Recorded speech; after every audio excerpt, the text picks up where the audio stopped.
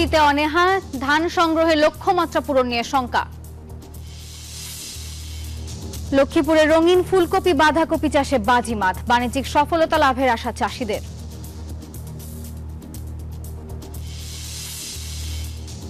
এবং ভোলার চরাঞ্চলে ক্যাপসিকাম চাষে সফল কৃষক, আমদানি করায় ক্যাপসিকামের দাম কম পাওয়ার অভিযোগ।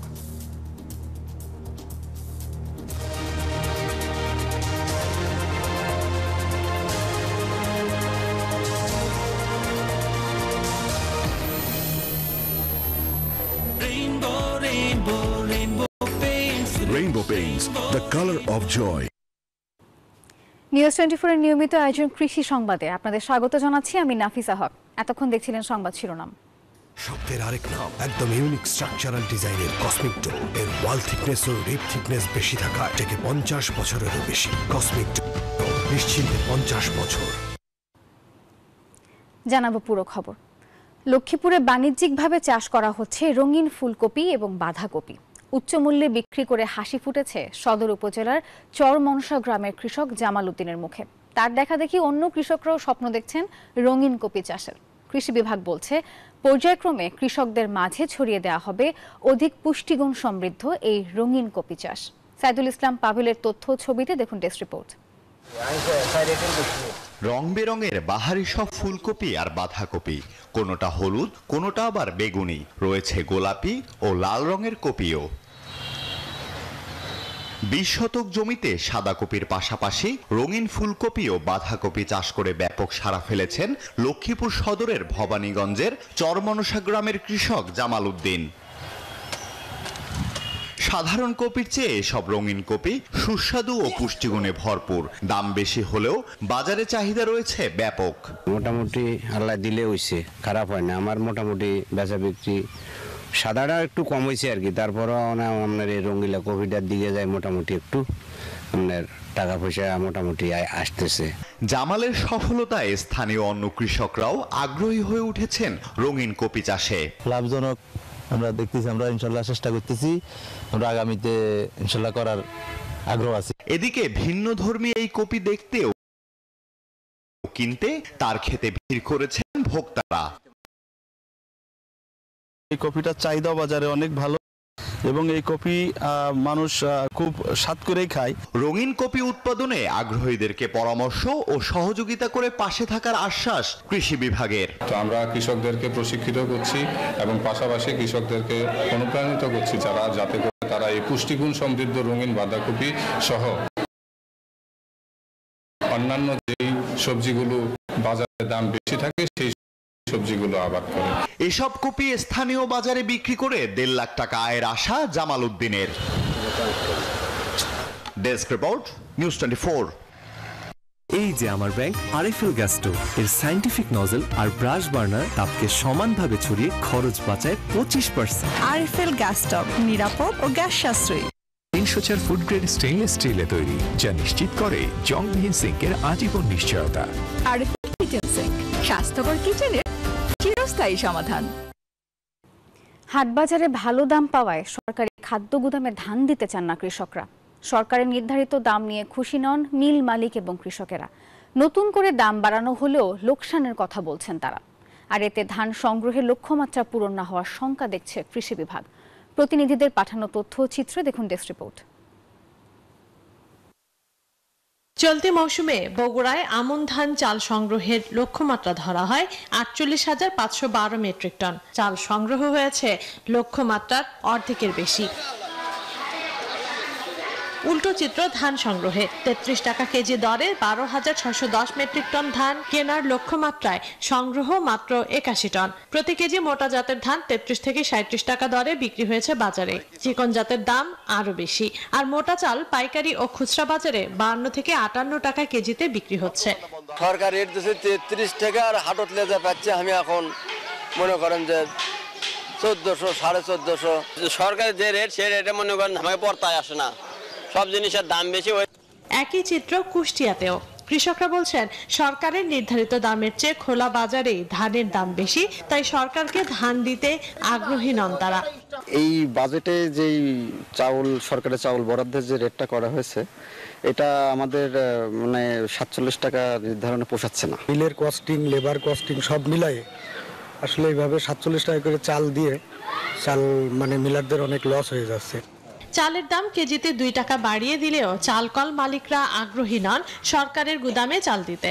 তারা বলছেন ধানের দাম বেশি হওয়ায় চালের উৎপাদন খরচ বেড়েছে। ধানটা এই অঞ্চলে উৎপাদন হয়, তা একটু চিকন কোয়ালিটির ধানটা বেশি উৎপন্ন হয়, তার বাজার মূল্য তো বাইরে বেশি। রংপুরে এবছর চাল সংগ্রহের লক্ষ্যমাত্রা 1,53,000 মেট্রিক টন হলেও এখনো তা অর্জন হয়নি। সরকারের নির্ধারিত মূল্যের চেয়ে বাজারে ধানের দাম বেশি থাকায় তা অর্জন সম্ভব হচ্ছে না বলে জানিয়েছেন বিভাগীয় খাদ্য নিয়ন্ত্রক। সামান্য কিছু হলেও লস হয়েছে, তারপর আমরা সরকারকে সহযোগিতা করে আসছি। আশা করছি যে ইনশাল্লাহ আমরা 100% চাল সংগ্রহ করতে পারবো এবং ইতিমধ্যে বাজারে কিন্তু চালের দাম নিম্নমুখী, 2 থেকে 3 টাকা চালের কেজিতে কমে গেছে। সেজন্য মিলাররা আমাদেরকে চাল প্রতিনিয়ত দিচ্ছে। গত বছর 17 নভেম্বর শুরু হওয়া ধান ও সিদ্ধ চাল সংগ্রহ চলবে 28 ফেব্রুয়ারি এবং আতপ চাল সংগ্রহ হবে 15 মার্চ পর্যন্ত। Desk report, news 24। বিজলি কেবলস যে কোনো স্থাপনার বৈদ্যুতিক সংযোগকে রাখে নিরাপদ। এর স্ক্রিন কোটেড ইনসুলেশন সম্পূর্ণ ফায়ার রিটার্ডেন্ট, তাই বিজলি কেবলস নিজেই নিজেকে নেভায়। বিজলি কেবলস, নিরাপদ আজীবন। শীতকালীন সবজিতে ভরপুর কৃষি জমিগুলোতে ব্যস্ত সময় পার করছেন চাষিরা। শেষ মুহূর্তে নানান ধরনের সবজি বাজার নিয়ে চলছে বেচা বিক্রি। এ নিয়ে আরো খবর জানাতে কুষ্টিয়া থেকে যুক্ত হচ্ছেন সহকর্মী মাহতাবউদ্দিন লালন। লালন, সবজির দাম নিয়ে চাষিরা কি বলছেন জানাবেন।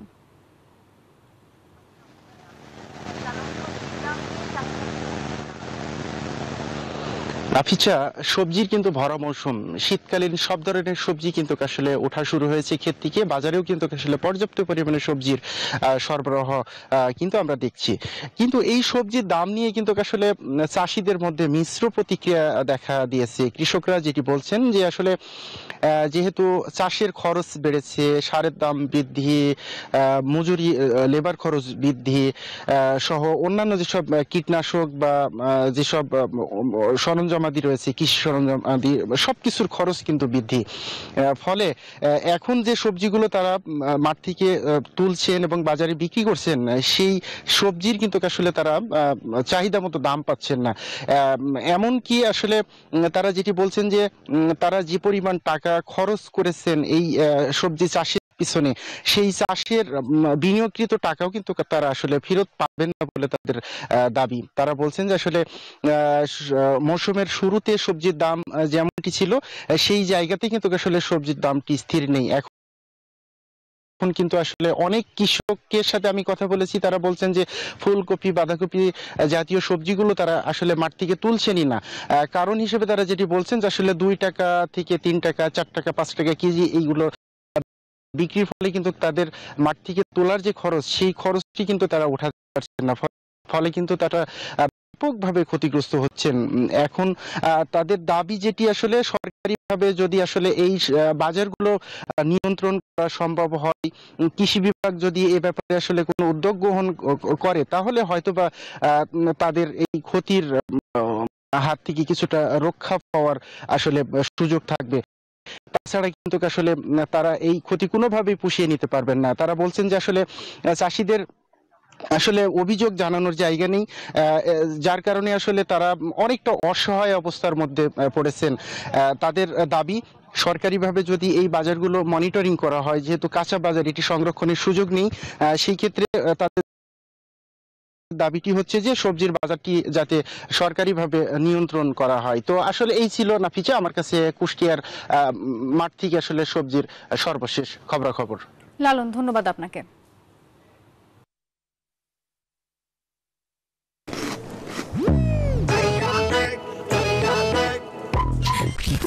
সরি, হ্যালো, কিছু বলবেন? জি,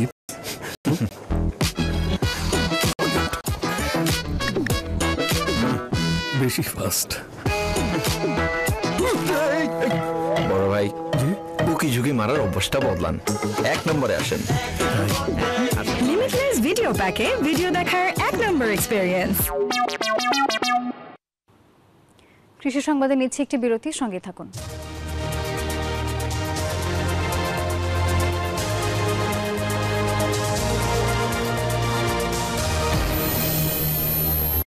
নুডলস খান নাই? তাহলে তো নুডলসই খান নাই।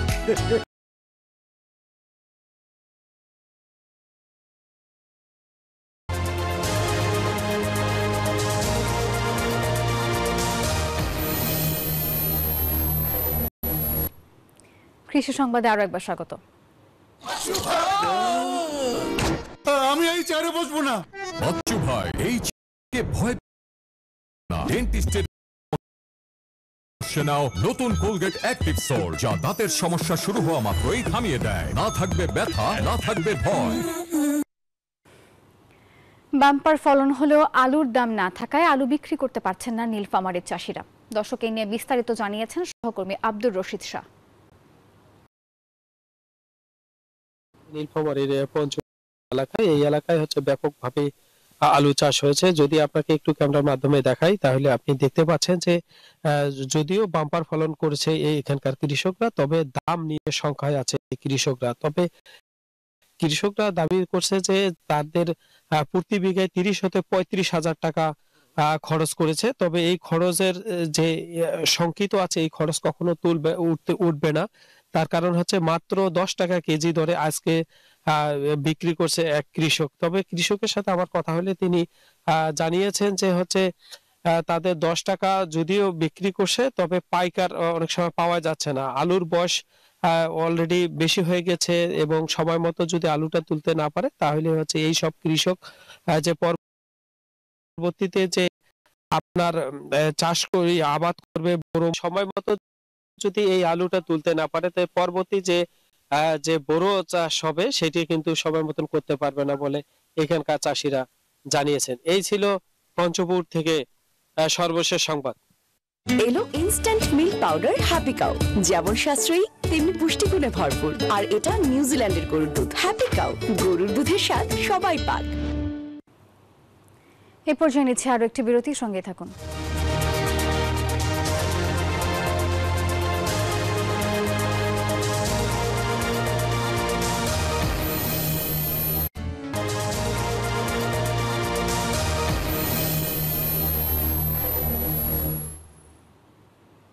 কৃষি সংবাদে আরো একবার স্বাগত।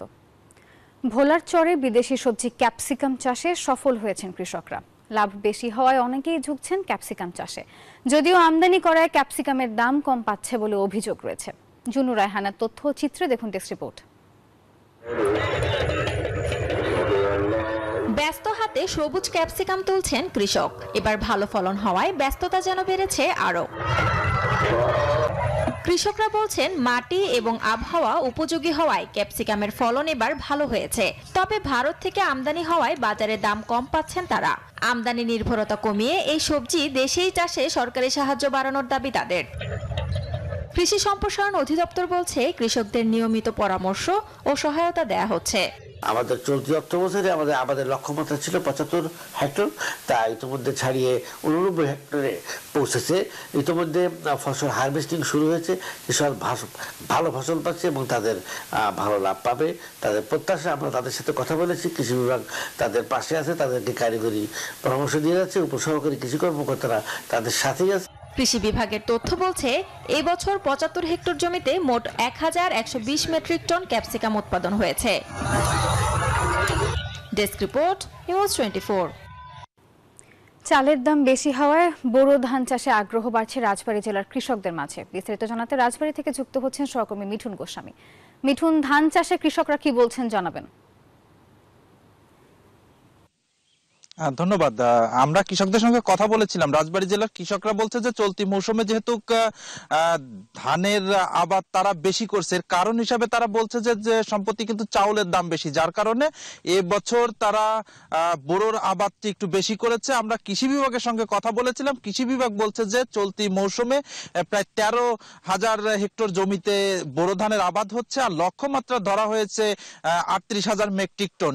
আমরা আরেকটি বিষয় কৃষকদের সঙ্গে কথা বলেছিলাম, তারা বলেছে যে চলতি কয়েকদিনের যে ঘন কুয়াশার কারণে তারা কিন্তু একটু বিপাকে পড়েছে চাষে, যেহেতু তাদের বীজতলায় অনেকটা ক্ষতি হয়েছে। তবে তাদের ধারণা যে তাদের আবাদে কোনো প্রভাব পড়বে। মিঠুন, ধন্যবাদ আপনাকে। দর্শক, কৃষি সংবাদ এ পর্যন্ত। ধন্যবাদ সবাইকে।